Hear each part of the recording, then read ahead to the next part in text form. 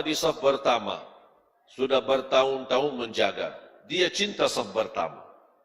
Jangankan saf pertama saja dia cinta.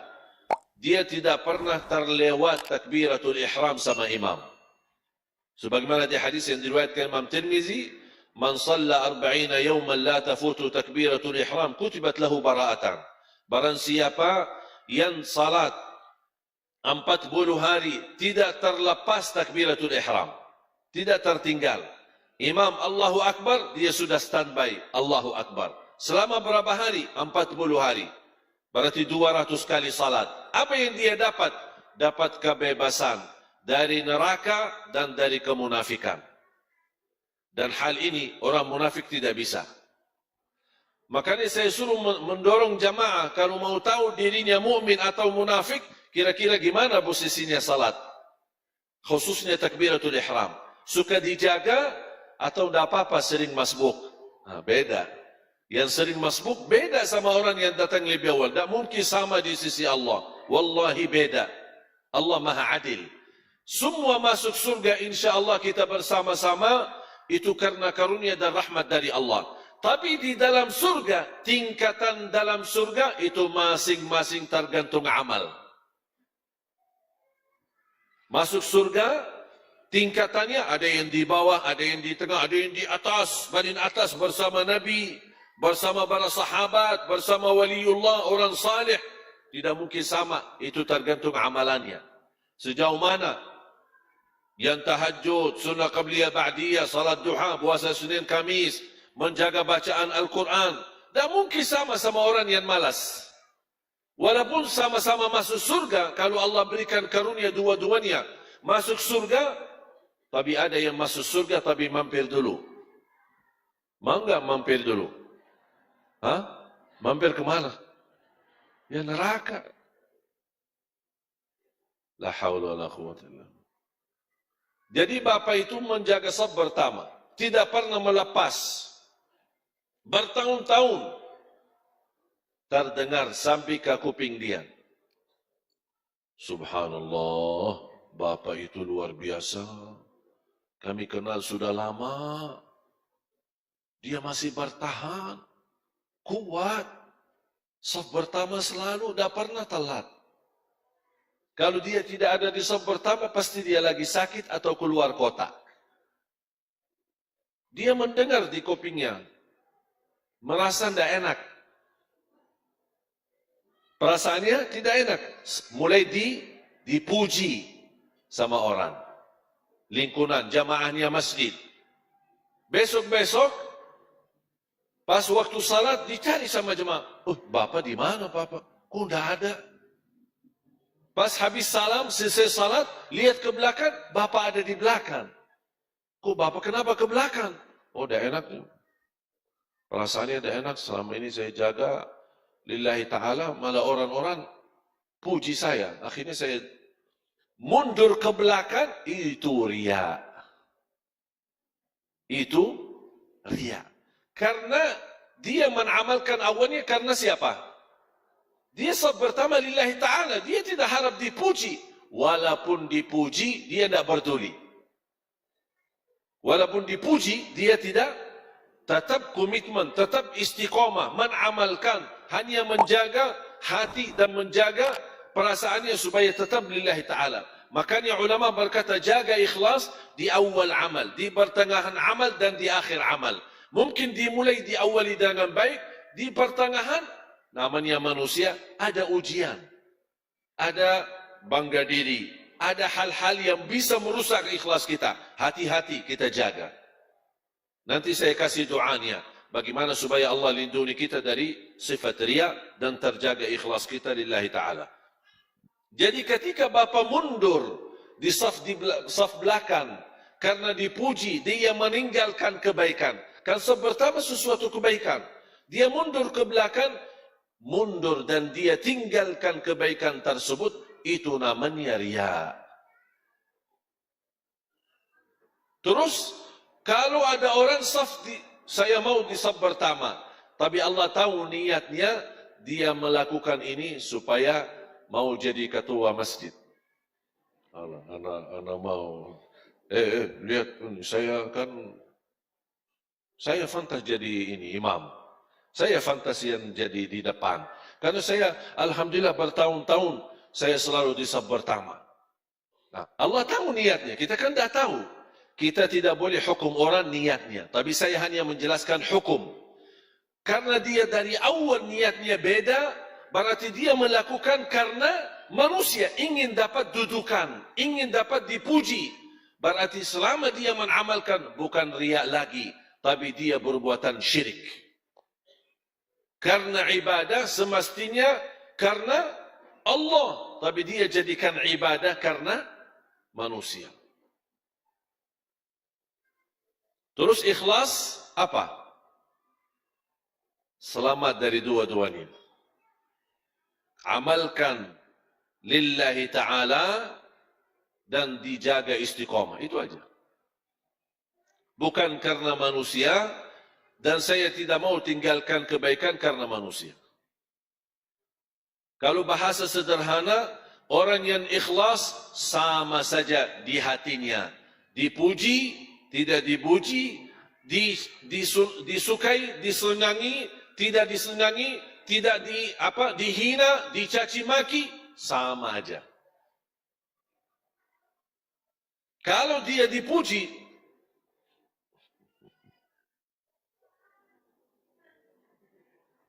senang dia, hatinya senang, merasa bangga, itu berarti hati-hati. Kalau pas dihina, dicaci maki, tersinggung, keras, sakit hatinya, oh hati-hati. Berarti dia sensitif, jauh dari ikhlas. Kalau orang yang ikhlas, tidak peduli. Tidak peduli. Yang hanya dia pedulikan adalah Allah senang. Kalau Allah senang, aku tidak peduli. Makanya ketika ada orang bertanya kemarin, aku suka berbuat kebaikan. Tapi kenapa teman-teman saya menilai perbuatan saya salah? Saya menjawab, kenapa kamu pusing? Sekarang kamu berkata, saya lakukan kebaikan lillahi ta'ala. Dinilai sama orang lain, nilai yang buruk. Atau buruk sangka. Urusan kamu apa? Kenapa kamu pusing fikirin dia? Kalau dia berburuk sangka, tidak usah peduli. Yang penting kamu tahu diri, saya mengamalkan ini karena Allah. Orang lingkungan saya senang, lingkungan saya tidak senang, lingkungan itu mendekat, lingkungan itu menjauh, saya tidak peduli. Biarpun hidup sendiri, tapi amalan saya tahu, ikhlas lillahi ta'ala, tidak usah pedulikan manusia. Faham tak? Jamaah sekalian, hubungan kita sama manusia hanya saling mengisi, saling membagi kebaikan. Tapi kalau urusan kita sama Allah, jangan lipatkan manusia. Kalau ada sesuatu kita sama Allah, jangan mencari ridha manusia. Aku berdakwah, aku ingin mendapatkan masa yang banyak. Aku ingin mendapatkan orang memuji cara dakwah saya, ada orang ini. Hati-hati. Berarti sudah tergeser dari kebenaran. Jangankan dia jatuh riya, bisa dia jatuh ke dalam syirik. Na'udzubillah min zalik. Ada satu doa di hadis yang sahih yang dibacakan oleh Nabi Muhammad sallallahu alaihi wasallam. Dan menurut saya itu doa memohon perlindungan dari riya. Memohon perlindungan dari riya. Allahumma inni a'udzu bika an usyrika bika syai'an wa ana a'lam wa astaghfiruka lima la a'lam. Allahumma, coba sama-sama. Allahumma inni a'udzu bika an usyrika bika syai'an wa ana a'lam wa astaghfiruka lima la a'lam. Ya Allah, aku berlindung kepadamu dari segala perbuatan syirik yang saya tahu, dan aku istighfar dan memohon ampun dari perbuatan yang saya tidak tahu. Yang dimaksud apa? Berlindung kepada Allah dari perbuatan yang bisa menjatuhkan saya dengan sengaja kepada syirik, atau bisa menjatuhkan saya tidak sengaja dengan syirik. Aku berlindung kepada Allah dari perbuatan syirik yang sengaja atau tidak sengaja. Apalagi hal-hal yang tidak sengaja. Kalau yang sengaja, insya Allah kita memohon berlindungan. Dan insya Allah kita orang mukmin tidak mau sengaja-sengaja dengan sungguh-sungguh kita melakukan syirik. Tidak ada orang mukmin sengaja melakukan syirik. Tapi kita memohon berlindungan. Tapi yang sering terjadi adalah sering kita jatuh dalam syirik, jatuh dalam riya, tapi kita tidak tahu, tidak sadar itu riya. Kita tidak sadar itu syirik. Makanya kita memohon istighfar. Wa astaghfiruka lima la a'lam. Memohon berlindungan Allah subhanahu wa ta'ala dari perbuatan yang salah. Atau salah niat, atau salah berbuat. Allahumma inni a'udhu bika an usyrika bika syai'an wa ana a'lam. Wa astaghfiruka lima la a'lam. Bisa sebenarnya cari di Google doa berlindungan dari syirik. InsyaAllah keluar hadisnya, riwayatnya. Mudah-mudahan bermanfaat. Doa ya muqallibal qulub, tsabbit qalbi ala dinik. Yang membola-balik hati, tetapkan hatiku atas agamamu. Ini doa termasuk sangat bagus. Rasulullah SAW sering membaca dan dijaga di dalam salatnya, di dalam sujud. Dan doa dalam sujud, kapan saja boleh. Sujud pertama, sujud kedua, sujud rakaat pertama, sujud rakaat kedua, sampai sujud terakhir, semuanya boleh.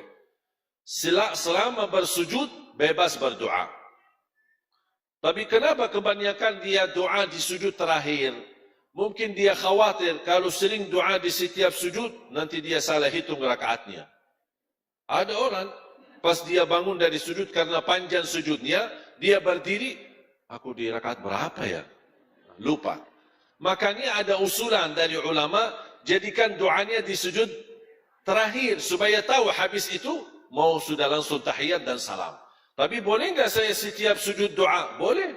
Rasulullah SAW bersabda, "Aqrab ma yakunul abdu ila rabbi wa huwa sajid."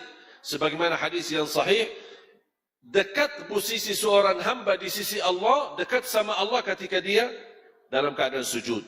Fa'akthiru minad du'a, barbanyalah doa. Dan saya dorong jamaah untuk berbanyak doa dalam bahasa Arab. Tapi boleh enggak dalam bahasa Indonesia? Boleh. Dalam sujud, boleh dalam bahasa Indonesia. Kalau kita tidak mampu menghafal doa yang berbahasa Arab.